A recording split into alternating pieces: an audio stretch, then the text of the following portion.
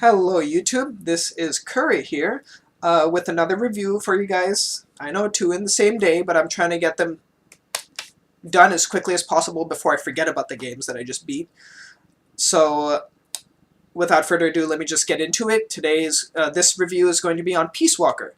Metal Gear Solid Peace Walker, which is for the PSP, Xbox 360, and the PSP, PS3, and the Xbox 360. Now, my review is based off of most gameplay on the Xbox 360. I did play quite a bit on the PSP, but I never beat it on the PSP. So, take this as a 360 to PS3 review, and I'll touch on the PSP factor at the end. So, that being said, if you're a Metal Gear Solid fan, you need to play this game. It's as simple as that. You really do. It's very important to the series. That being said, if you're not, it's still a very good game. It's one of the few that isn't overly overbearing with cutscenes like the series is known to be. It has just the right amount. It's not a lot. It's not a few. It's actually a good balance. For a portable game, it's not going to be overwhelming. So this is a good way to start off if you're not an MGS fan, a Metal Gear Solid fan, and you want to get into it. It's really neat because it throws you right into the game, right at the beginning.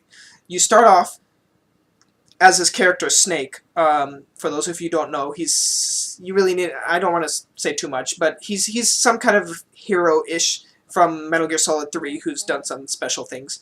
So, that being said, he's after that development, he's in this situation. He's already got a group set together, and he goes to a beach, and then you have some soldiers there that are his part of his group.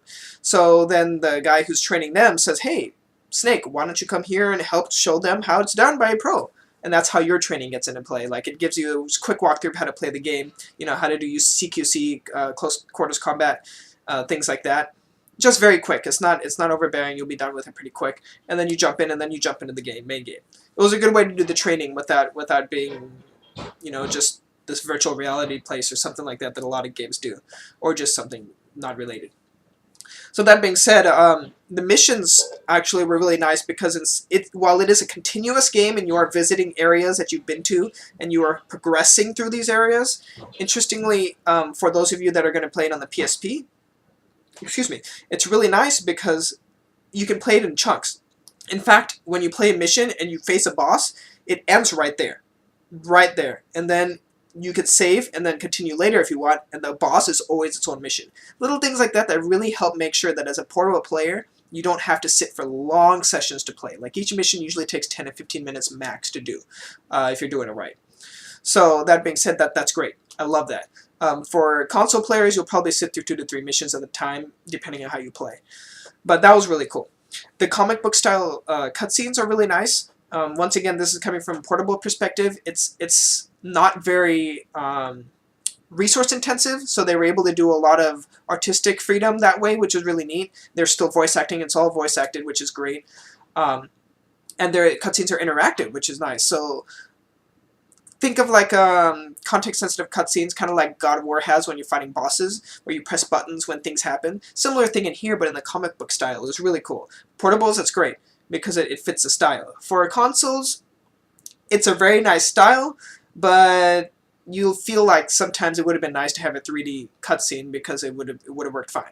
But it is a port, so deal with it. That being said, the story is really good. Most of the games, while they have a focus on the Snake character or Raiden or whoever is main character in whatever game you play, they have an overbearing theme that is always the biggest part of the story. In here, while that overbearing theme is still there, or overall theme is still there, it's a lot more focused on Snake's personal development into who he's going to become. For those of you who know what happens in the series, you'll know what I'm talking about. It really helps to develop his character and what he's going to start believing in and why he believes in those things. And also how he creates some of the things that he does. So it's very interesting, and I really liked that. It was more character-driven rather than politically driven. So that was a really nice thing. Don't get me wrong, there's still a lot of politics in it. That's how Kojima does his stuff. The base management system was really well done too. It was a step up from what Portable Ops was, which is really nice and a little more easy to manage. You basically have units. where you can recruit soldiers, and when you recruit the soldiers, you put them in these units. Like you'll have a combat unit, you can send these out on missions. You have an intel unit that'll give you more information about maps or missions that you're going to. You have a research division, which will help you get upgrades. Things like that. And it's really neat that they kind of added in that little strategy element while still focusing on the stealth action espionage element that the series is known for. I spent a lot of time doing this customizing, which is really funny because I'm not usually into that in hybrid games, but it was nice because the rewards were actually useful. I actually felt the need to do the extra stuff. I felt the need to get the members in order to get the upgrades because they were useful. Having an upgraded rocket launcher against a boss, golden. Having a level 1 rocket launcher, I tried that when I played on the PSP, not doing that again. So, that's really neat. There's also this thing called the Outer Ops, which is sending out on missions. You can have combat groups based on your units, which they do level up on their own also, by the way, the individual soldiers. You can send them out, including vehicles. You can actually acquire vehicles for these Outer Ops. You can send them out on missions, and then what they'll do is they'll do automated battles based on their stats and balancing, and then people might get injured, go to the med bay or whatever, or things destroyed. It depends on how you balance it out. And then you'll get rewards for it. Usually some kind of cardboard box that does something like an exploding cardboard box or something like that. But useful rewards you can use in the game, which is neat. And of course you can get your achievement if you're playing it on consoles or trophies. The mission variety was really nice. The main missions were pretty varied, which I really liked. You had some stealth, you had some combat, you had some, and the difficulty rose as you got through the game, which was really neat. Like you'll have easy units and you'll have guys with helmets on, so you can't just headshot them all the time, so you have to be more up close. It was little advances that really made the game keep feeling fresh the whole time through. So that was really nice. The bosses, some of the best in the series, to be honest. It's all mechanical based. Some people might not like that. They really like the personality of the characters they fight against in this series, I've noticed, and which is myself included. Snake Eater is my favorite one in the series because of that. But as a result of taking out the character, they were able to just make really over-the-top, obnoxious battles that made sense because they're mechanical based. It was really nice, but they're varied and they're fun. And that's what's most important to me. The rest of the main characters, are still interesting and they're still developed. The bosses are relevant to the story, which is nice. Excuse me again. Relevant to the story, which is nice. But, and they express a very important theme of the whole entire overarching theme, which is also important in the series. So, the extra ops is another thing that was really nice. You got the main missions that are great, and then you have extra ops. They were kind of like the VR missions from the older games, if you remember, where you have like a set of missions that would never make sense in the actual game, but you could try out all sorts of different things because of it not making sense. So that's what the extra ops kind of do, and they also play out to the whole entire idea of building your own base. So it's kind of balancing the two ideas together. It really felt relevant. It really felt like, okay, hey man, like my base is getting bigger. I'm doing these extra things and I'm getting a more powerful army in order to do what I need to do. You know, it was really neat how they pulled it off, and it was really cool. I loved that a lot. And same thing, they provide relevant rewards. You actually get things out of them. Usually the missions actually provide you with things you can use. So it was nice, and there's lots of them. So you have a lot of things to do extra if you need to. Another thing was, I thought there was, I'm not going to say actually how many, but I thought there was only a certain number of chapters when I beat who I thought was the last boss. And then when I did, there was a really neat, clever final chapter that was in the game that was pretty cool. The way it worked out, it really made me use skills in a different way that I'm not used to using wasn't used to using in that game. It was really neat. And then it culminated in a very big final battle, which was really cool, and a nice, interesting little plot twist at the end too. That was great. I actually liked that a lot.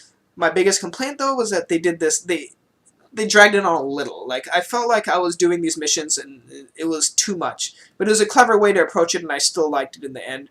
And I also liked the way you actually initiate the final battle. It was pretty cool. It was clever. It took me a while to figure out. I found it accidentally when I was just trying to 100% the game.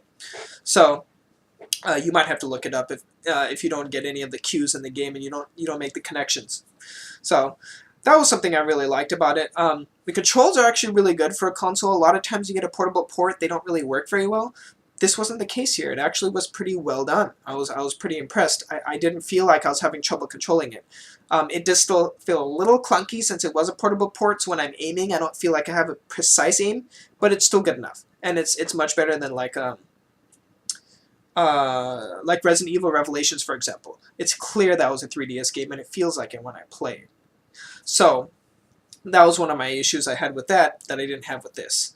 So, but the PSP version, it has similar problems that Portable Ops had. It's a little hard to control for that kind of a game. Without a second thumbstick, it's hard. It's hard to control. But they did certainly make some combinations to make it easier. So if you hated Portable Ops, you might still enjoy Peace Walker on the PSP because it controls a little bit better. But if you can try to play it on the console. That's the easiest way to play it.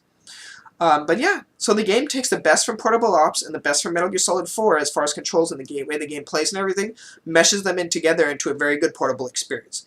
It's really well done. The game looks great. It looks like somewhere between a PS2 to a 360 game. It looks really nice. The audio is great. The sound effects are great. The voice acting was fantastic, as it always is in the series. So, fans of tactical espionage games that would like a little bit of strategy involved, excuse me, check it out, even if you haven't played the series. Fans of the series, you need to play this game. It's very important to the develop of Naked Snake, and you need to play it to understand a lot of where he's coming from. It's very important. You could skip Portable Ops if you wanted to. This isn't one I recommend skipping. You could even skip Revengeance if you wanted. I wouldn't recommend skipping this. So that's it. That's my review of Peace Walker. Sorry it's a bit longer than some of my other ones, or my only other one, but I had a lot to say about this. I was really happy about this game. So definitely play it. It's worth checking out one way or the other.